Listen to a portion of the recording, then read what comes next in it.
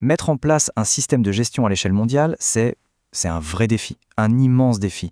Il faut réussir à coordonner tous les processus, prendre en compte les réglementations de chaque pays et bien sûr s'assurer que tout ça fonctionne parfaitement ensemble. Du coup, la grande question, c'est comment on peut bien construire une structure aussi complexe sans que le projet vire au cauchemar. C'est exactement ce qu'on va décortiquer aujourd'hui en regardant de plus près la solution que SAP propose. La réponse, elle tient en un outil, SAP Central Business Configuration, qu'on appelle aussi CBC. Imaginez-le un peu comme le poste de pilotage de l'architecte. C'est l'endroit central où tous les plans du futur siège numérique de l'entreprise sont dessinés, validés et finalement mis en œuvre. Alors, voilà le programme.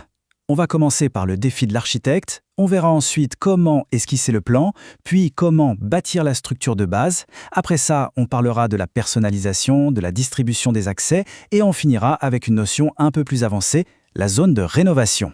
Allez, on attaque direct avec la première étape, le défi de l'architecte.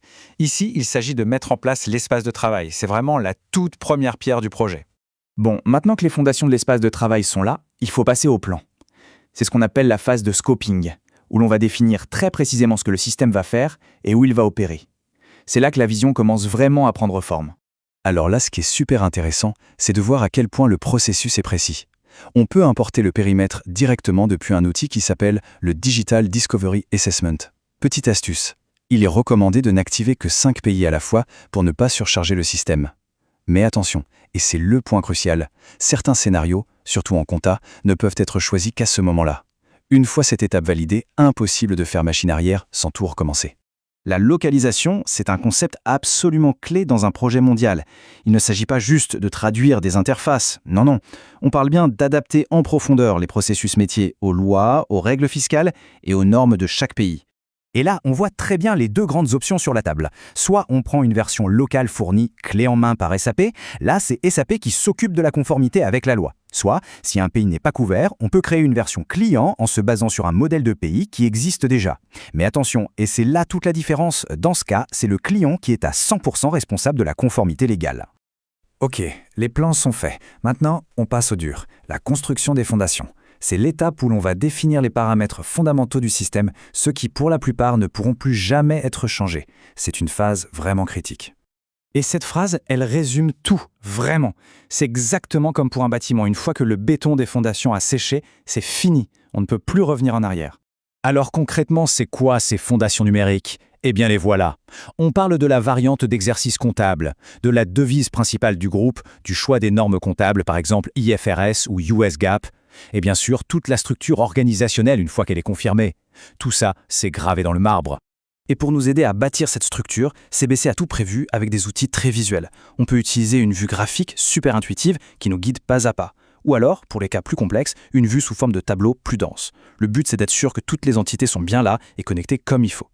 Bon, les fondations sont solides, on peut maintenant passer à ce qu'on pourrait appeler l'aménagement intérieur. C'est la phase de configuration détaillée, où l'on va vraiment adapter le système aux besoins très spécifiques de l'entreprise. Là, le mot d'ordre, c'est la cohérence. Les informations sont d'abord recueillies avec des questionnaires spécifiques, les BDCQ, et le truc génial, c'est que ces données sont ensuite directement reliées aux activités de configuration dans l'outil CBC. On le voit bien ici, le sujet du questionnaire correspond parfaitement au titre dans l'outil. Ça assure une traçabilité impeccable. Et comment est-ce qu'on s'assure que ces finitions, ces configurations, arrivent à bon port ? Eh bien avec un chemin de transport très rigoureux en 4 étapes. On configure dans CBC, on envoie ça vers le système de développement, puis on valide dans le système de test et seulement après on déploie en production. Un parcours logique pour une qualité maximale. Mais il y a toujours une exception, n'est-ce pas ? Ici, ce sont les paramètres actuels. En fait, ce sont des configurations tellement spécifiques à un environnement donné, pensez aux coordonnées bancaires par exemple, qu'elles ne peuvent pas être transportées automatiquement. Il faut les renseigner manuellement dans chaque système via une appli dédiée. Notre siège numérique est quasiment prêt. Il ne reste plus qu'à distribuer les clés d'accès. On va donc voir maintenant comment gérer les utilisateurs et leurs droits. Ici aussi, la gestion des accès à Progressime. Au début du projet, pour les premiers systèmes, on utilise le service d'identité standard de SAP, qu'on appelle IAS. Mais dès qu'on passe au système de test et de production, la bonne pratique, c'est de connecter cet IAS à l'annuaire de l'entreprise, l'IDP. En gros, l'IAS fait le pont, ce qui est beaucoup plus simple et sécurisé. Et bien sûr, on ne va pas s'amuser à créer des milliers d'utilisateurs à la main, ce serait une folie. Tout ce processus est automatisé. Les données des employés sont répliquées directement depuis le système des ressources humaines, comme SAP SuccessFactors. C'est la garantie d'avoir des informations cohérentes et sécurisées. Allez, on termine avec une fonctionnalité vraiment avancée. Imaginez que vous puissiez avoir une sorte de zone de chantier complètement isolée de votre siège numérique pour tester des changements majeurs sans jamais déranger les opérations quotidiennes. Eh bien, c'est exactement ça le concept de la ligne parallèle.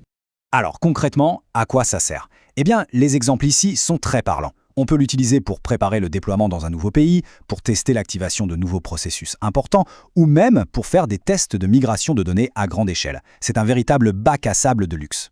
Et le fonctionnement, vous allez voir, est assez simple et suit un cycle logique en 3 temps. D'abord, on branche, on crée une copie de travail. Pendant qu'on travaille dessus, on rebase régulièrement, c'est-à-dire qu'on la met à jour avec les derniers changements de l'environnement principal. Et à la fin, quand tout est validé, on fusionne nos changements en toute sécurité dans le système principal.